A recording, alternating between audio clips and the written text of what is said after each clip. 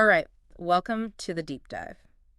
Today we're going deep on something that every philosopher, I think, grapples with, whether they realize it or not, and that is testimony. Right. So, just think about it, like even in like the most like rigorous philosophical inquiry, Yeah. we're often relying on work and insights from other people, right? Like how much of what we think we know about, like even like fundamental concepts, Right. comes down to just like believing what we've read or heard. Exactly. Yeah. Yeah. I mean, for philosophers, it's not just a mundane part of everyday life. Right. It's sort of foundational to like the whole enterprise. Yeah. Right. We build on the work of people who came before us. We engage with contemporary arguments, and we kind of often take for granted that the published research we're citing is like by and large reliable. Right. But then when you think about it that way, it's like, whoa, hold on. Yeah. Like, what is the basis of this What else trust? are we doing? Yeah. Yeah. So for this deep dive, we're turning to like a foundational resource, I think it's safe to say, Right. which is the Stanford Encyclopedia of Philosophy's entry on the epistemological problems of testimony. Right. And our mission here is not just to summarize it. Yeah. It's to really like get into the nitty-gritty of how we as thinkers should understand Right. learning from what other people say. Yeah. Right. So we're going for like a pretty rigorous exploration of these core debates. Exactly. And to give like a clear path for our fellow philosophical traveler, we're going to be focusing on 7 key epistemological questions that are highlighted in that entry. Okay. Which really get to the heart of like how testimony does or doesn't function as a source of knowledge and justification in our intellectual lives. Yeah, and it's like these are the questions that I think if you're interested in testimony, you're like, these are the ones. These are the big ones. These are the big ones. Yeah. All right, so let's just lay out these 7 questions for everyone. So first, is testimony a fundamental source of justification for our beliefs? Right. Like, does it stand on its own, or can it ultimately be reduced to like more basic sources like perception or memory? Yeah. Second, can testimony actually generate new knowledge? Yeah. Like, can it like push the boundaries of what is known, or does it just transmit knowledge that someone else already possessed? Right. Third, when we justifiably believe something based on testimony, like, a theorem that we've read, is that justification rooted in evidence? Right. And if so, like, where does that evidence originate? Right. Fourth, does the justification we have for believing testimony hinge only on, like, our own state as the receiver? Yeah. Or is it also like dependent on the speaker, the context, like the broader epistemic environment? Right. So it's like all this other stuff, fifth. And this is one that is particularly relevant, I think, for like academic discourse. Yeah. How does the testimony of an expert in a field differ, like epistemologically speaking, from the testimony of someone who's just like, not in that domain? Yeah, some random person. Totally. Sixth, given that a lot of like philosophical work is collaborative, can groups offer testimony? Right. Like research teams, schools of thought? Yeah. And if so, how should we evaluate it? Yeah, how do we learn from them? Right. And finally, seventh, what is testimony itself? Like, what kind of speech act or communicative event are we analyzing when we talk about testimony? Yeah. So those are the big questions. Those are the big ones. Yeah. So the Stanford Encyclopedia also flags a few other like related areas that, while super interesting, fall a bit outside of the scope of what we're focusing on today. Right. So things like epistemic injustice, the nuances of assertion, and even like moral or aesthetic testimony. Yeah, those are all really interesting. Yeah, they're all really interesting. Oh, yeah. But we're going to stick to those core 7 epistemological puzzles just to keep our deep dive as sharp as possible. Right. So, okay, let's unpack this first foundational question. Okay. Which is reductionism versus non-reductionism. Right.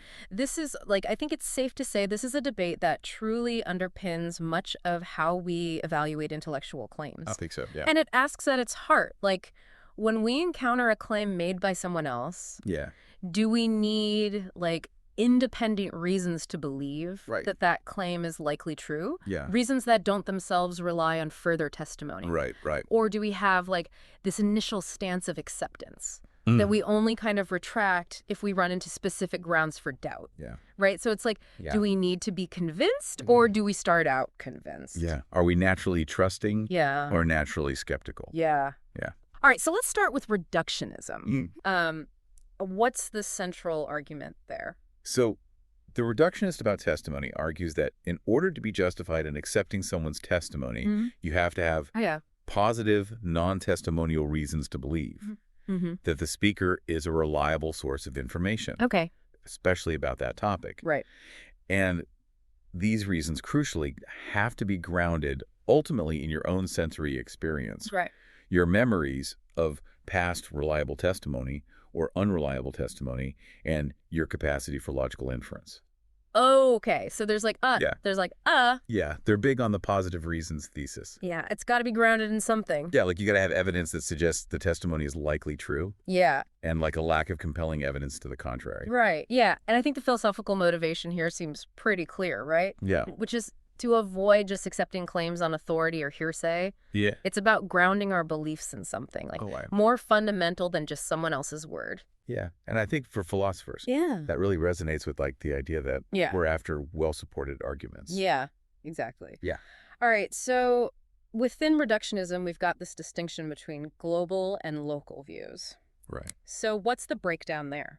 Yeah, so global reductionism says that you need some overarching reasons to believe that testimony in general is a reliable source of information. Okay. So like, if I read a claim in a journal article, the global reductionist might say that my justification ultimately hinges on my general assessment of the reliability of the peer review process. Right. And scholarly publishing as a whole, which involve like my perception of the journal, my memory of past reliable academic sources, inferences about the rigor of the field, and so on. Right, so it's like the whole... Yes, the whole system. Yeah, okay. Yeah. What are some of the like objections that have been raised against this view? Yeah, so one really important one is the problem of circularity or regress. Okay. So the question is, how do I initially establish these non-testimonial reasons for believing that testimony is generally reliable? Okay. Without, at some point, relying on testimony itself. Right. Yeah. Right. Yeah. So, like, if I'm told about the rigor of peer review by academics, and I verify their credentials by looking at their CVs, which is itself a form of testimony. Hold on. It's like we're caught in this loop. Yeah. Or if the justification for each piece of testimony requires another piece of testimony to back it up, we get an infinite regress. Yeah. It's really hard to find that initial, like, non-testimonial grounding. Yeah. For the reliability of testimony as a whole. Yeah. And that is like, I mean, that's a big one for like philosophical methodology, right? Like, if you can't independently verify, like this whole edifice of shared knowledge, then like, where does justification lie? Right. Where does it all bottom out? Yeah.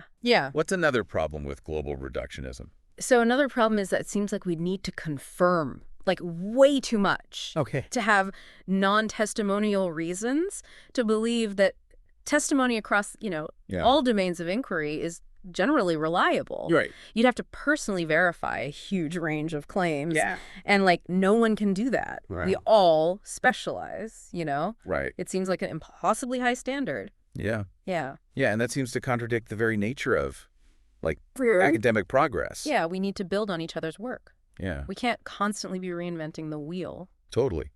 Yeah. You mentioned a third challenge as well. Yeah. So we might call this the homogeneity problem. Okay.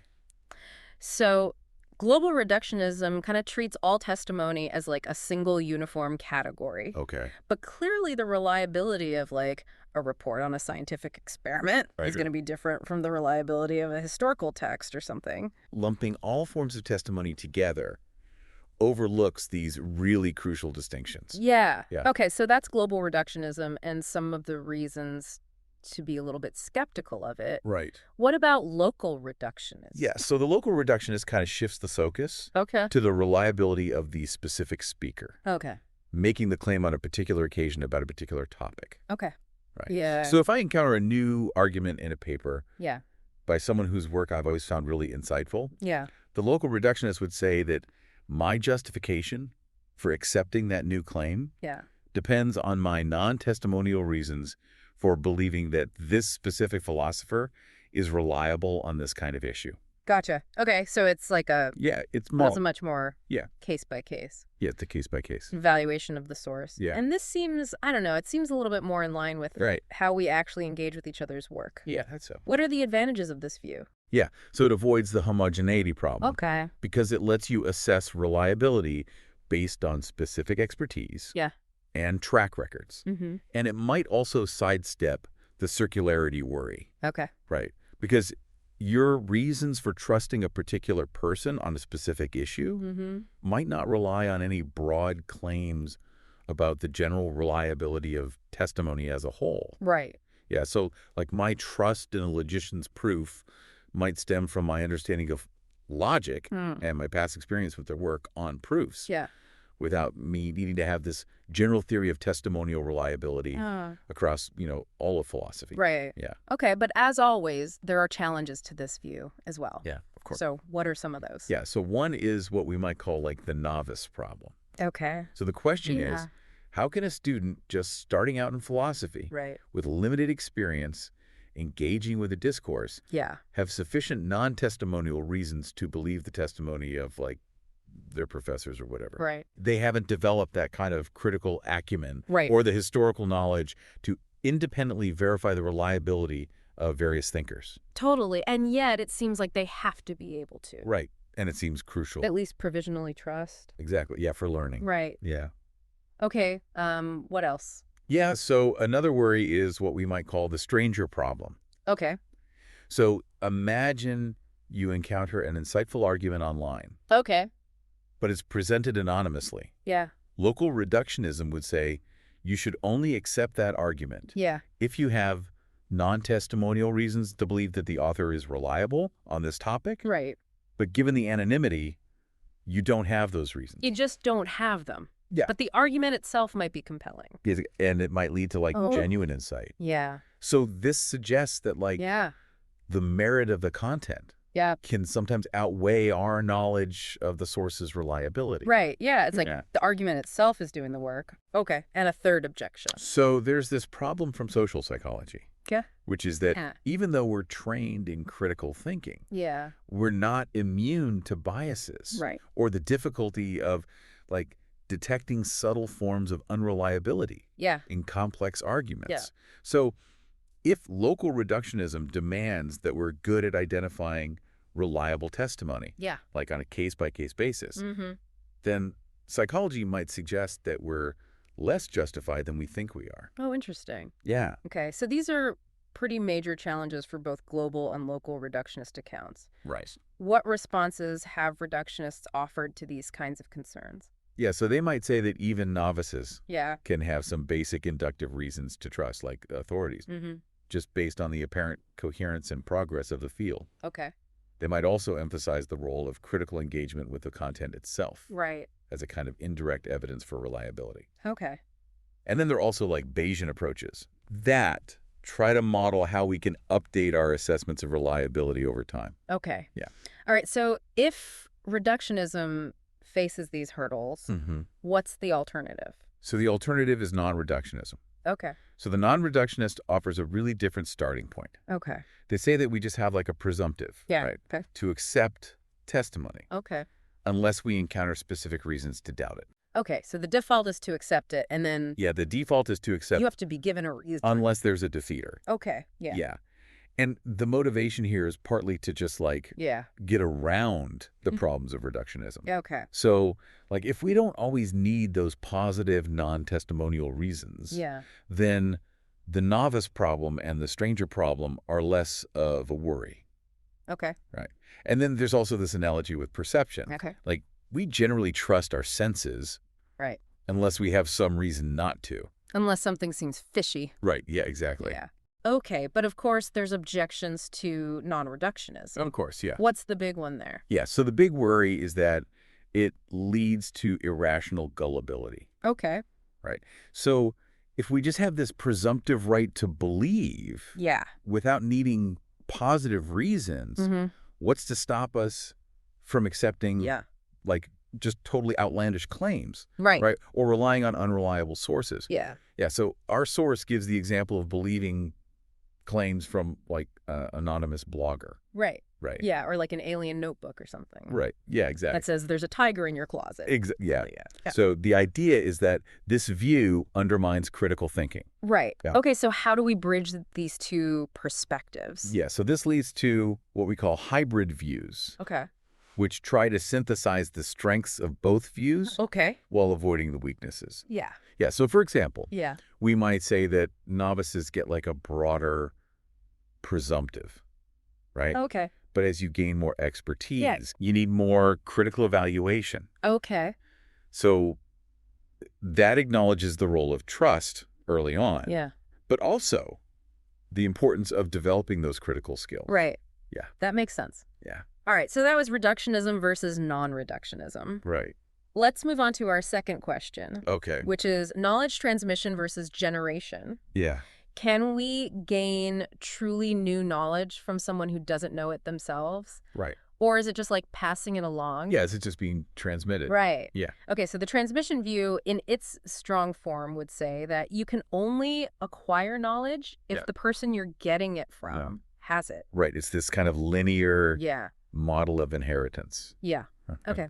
And you bring up this distinction between transmitting knowledge versus transmitting justification. Right. So how does that work? Yeah. So this distinction is really important for things like philosophical debate. So even if someone's argument doesn't ultimately give you knowledge, maybe because it has some hidden flaw, it could still provide you with justification to arrive at a true belief. Right.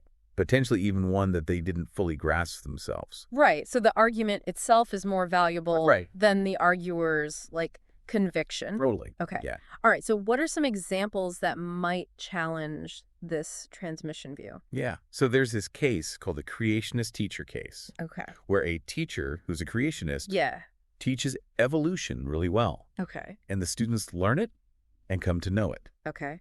Even though the teacher themselves doesn't believe it. Yeah. So in that case, the teacher isn't transmitting knowledge. Right. They're transmitting information. Right. But it's leading to knowledge generation. Exactly. Yeah. Okay. That's a good one. What else? Yeah. There's also this case of the persistent believer. So someone is misled by a bad critique of a philosophical view. And they form a belief based on that critique. Okay. But then they articulate their belief to someone else. Okay. And that person comes to have a justified true belief in the view. Okay. Even though the first person's justification was shaky. Okay, so the clarity of the articulation can actually elevate the epistemic status. Yeah, exactly. Yeah. Are there cases where, like, a knowledgeable speaker fails to transmit knowledge? Yeah, so there's the compulsively trusting case. Okay. So someone believes everything their mentor says. Okay. No matter what. Right. The mentor tells them something true that they know. Yeah. But the student would have believed anything the mentor said. Yeah. So even though the information is true and the mentor knows it, the student's belief doesn't count as knowledge. Doesn't count because they're just a yes person. Exactly. Yeah, they're just going to believe it regardless. Okay. All right. The source also mentions that, like, recent work is refining this view. Yeah. What's going on there? Yeah. So a lot of the current work focuses on, like, specifying the precise conditions under which knowledge can be transmitted. Okay. Rather than making these broad claims about whether it's possible or impossible. Okay.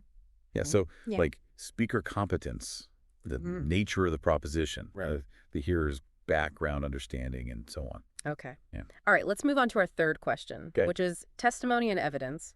Right. So when we justifiably accept a claim based on testimony, is it grounded in evidence? Right. Not so, like, what kind? Yeah. Right. So evidentialist views hold that, yes, our beliefs are justified by evidence, but the question is, like, where does the evidence come from? Exactly. Okay, so as you mentioned, reductionist views are inherently evidentialist. Right. They say that the evidence has to come from our non-testimonial resources. Right. Our own assessment of the argument. Right. Speaker's track record, background theories, etc. Okay. Yeah. But what if the evidence doesn't solely come from that? Right. Then we get to this thing called the inheritance view. Right. So how does that work? Yeah. So the inheritance view says that when you believe something based on testimony, Yeah.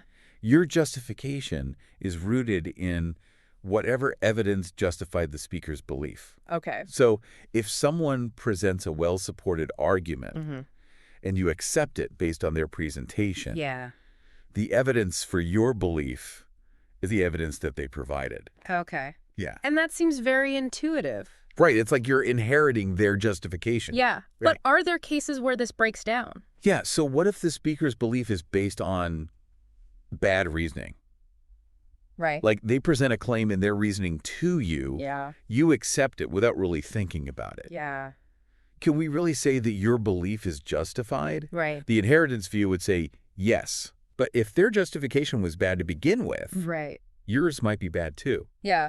Okay. What's another challenge to the inheritance view? So imagine two philosophers who are both experts present contradictory arguments. Okay. They both offer what seems to be good evidence for their opposing views. Okay. If they present their arguments to a third person, and that person accepts both conclusions, the inheritance view says they're justified in believing both. Yeah. But you can't believe contradictory things. Right. So that's a problem. Yeah, that's a big problem. Okay. Yeah. So if evidentialist views face these challenges, what are the non-evidentialist alternatives? Right. So these views say that our acceptance of testimony can be justified by things other than evidence. Okay. So the assurance view says that when a philosopher presents their work, they're offering a kind of assurance that they've been careful and rigorous. Right. So it's the act of offering the work that provides justification. Okay, so it's like the context of the presentation is giving it justification. Exactly. Yeah. Okay. Yeah. What's the problem with that view? So the problem is, what about a case where a bad paper gets published? Right. Does the fact that it's published mean you should accept the claims? Yeah. Clearly not. Right. What's another non-evidentialist view? So there's testimonial reliabilism, which says that the justification comes from the reliability of the processes involved in inquiry. Okay. Like peer review, the training of philosophers, the norms of debate. Okay, so like the whole system of philosophy is what's giving it justification. Yeah. What's wrong with that? So the problem is, what about cases where the system itself is messed up? Right. Like, imagine a field dominated by a flawed paradigm. Right. The processes might be reliable in upholding that paradigm, but the paradigm is bad. Yeah. So you end up with justified but false beliefs. Interesting. Okay. Yeah. So it seems like in this case, too, we need hybrid views. Yeah, it seems like we need to take into account both the evidence and the reliability of the system. Totally. Okay. Yeah. Fourth question, individualism versus anti-individualism. Right. So does justification depend solely on our own cognitive states? Right. Or do external factors matter, too? Right. Like the speaker's expertise or the context? Exactly, yeah. Okay, so individualism says that. Individualism says it all comes down to your own internal processes. Okay. Your understanding of the argument, your background knowledge, your ability to evaluate it, and so on. Okay, so this is like very much independent. Yeah, you're on your own. You're on your own. Yeah. Okay. Yeah. But what are the problems with this view? Yeah, so the Wilma cases are a problem. Okay. So you've got these two cases where two people with similar reasoning skills encounter the same argument. Okay. But in one case, the argument is presented by a real expert. Okay. And in the other case, it's presented by someone who's not an expert. Right. So if their internal processing is the same, but their beliefs seem to have different epistemic statuses, that suggests that something external is going on. Right. It's like the pedigree of the expert speaker.